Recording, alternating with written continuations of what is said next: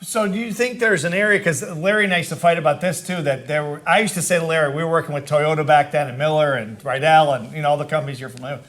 And I used to say, Larry, we gotta get some tough love in here. We gotta coach these sales managers. We really gotta push them. And Larry, of course, didn't. He said, well, I don't feel like that's really gonna work. And we used to have this debate. And of course, he was the boss, and we did his way. But what's your take on that? Where's the balance, Amy? Maybe it's the difference between push and pull.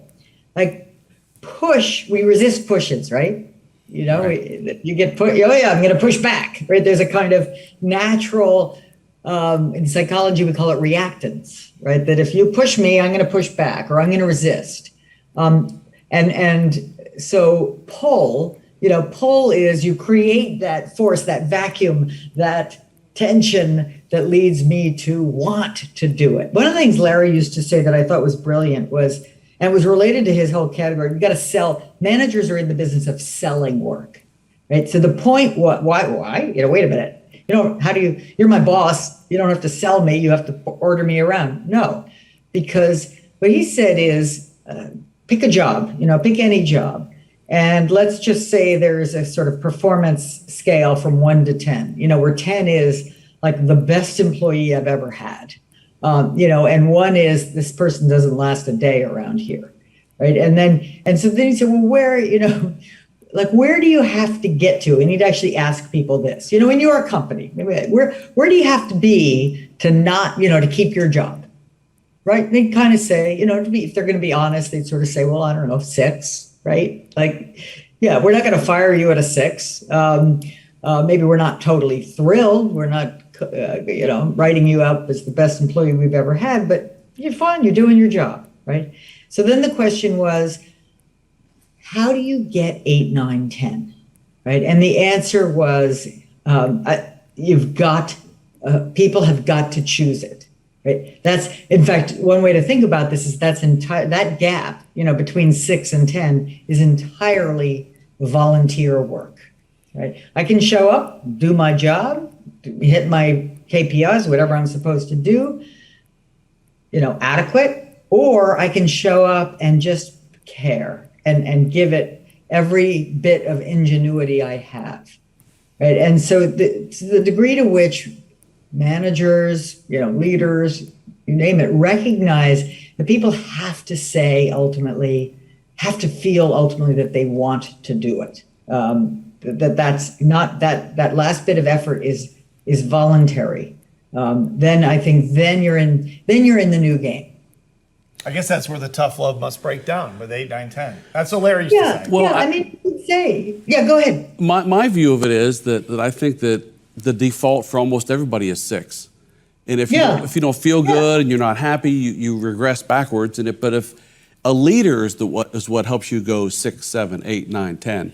And we always just say a leader will take you someplace you wouldn't go alone. But leadership is actually going there. So I think the number one thing a leader owes you is a great example.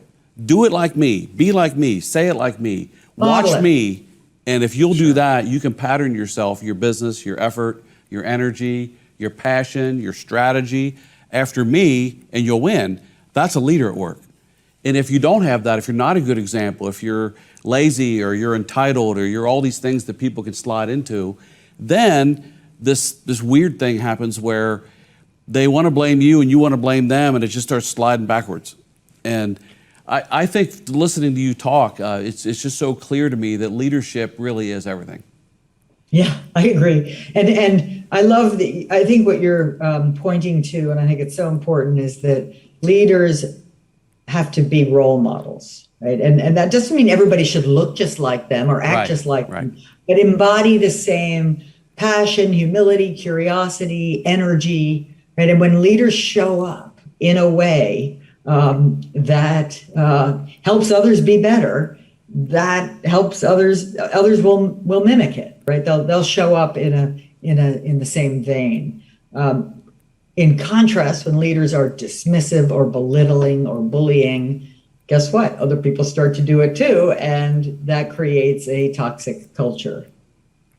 What do you think about when some leaders are just naturally, what they do just makes people feel good, but sometimes they're not appreciated in their time? because they're not so bold or not so ego driven. And sometimes the louder ones overshadow them, but the real great leaders sometimes are hidden in the shadow for some period of time until it just eventually breaks out. Happens to so many of our leaders. What would you say to that? I think it's a conundrum. It's absolutely true. I think many times the better leaders are underappreciated because they are the ones, they are better, in fact, because they are not self-serving. They're not calling attention to themselves. Right.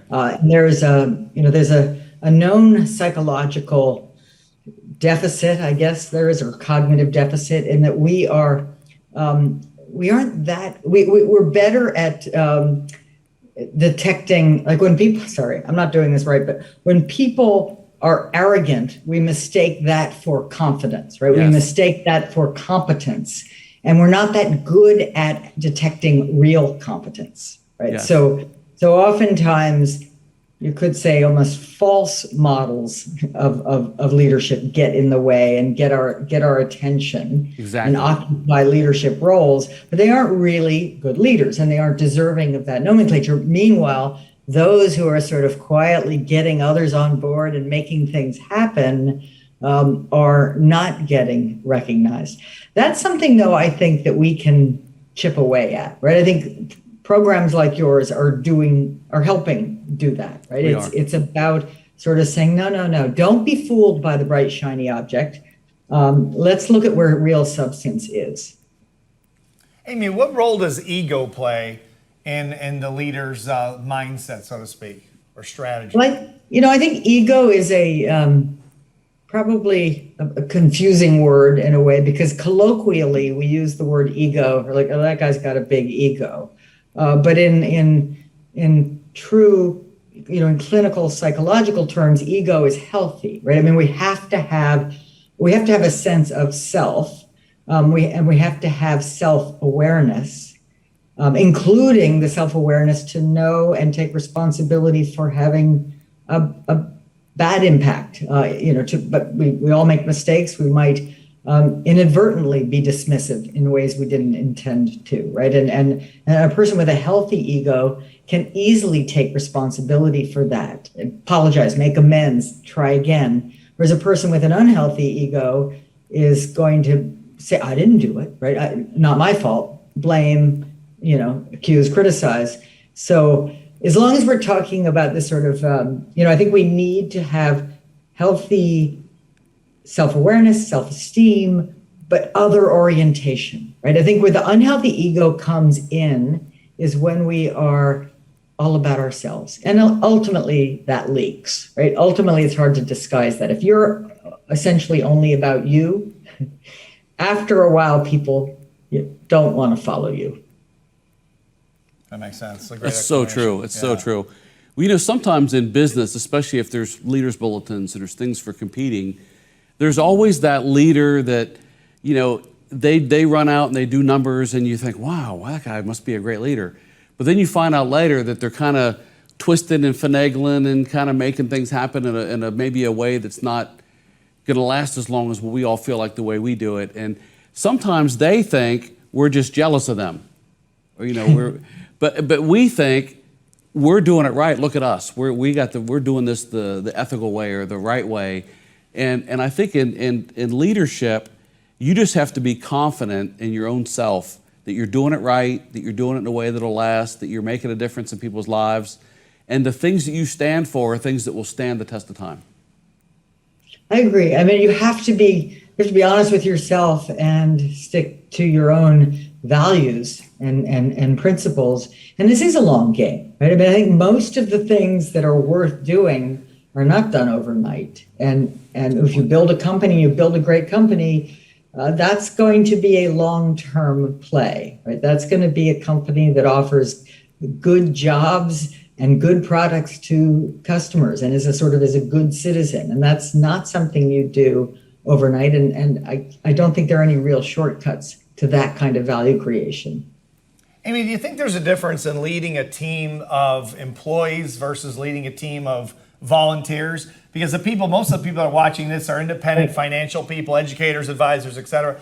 And they're leading a team, but they're effectively volunteers. And is there a difference when you lead a team of volunteers versus employees?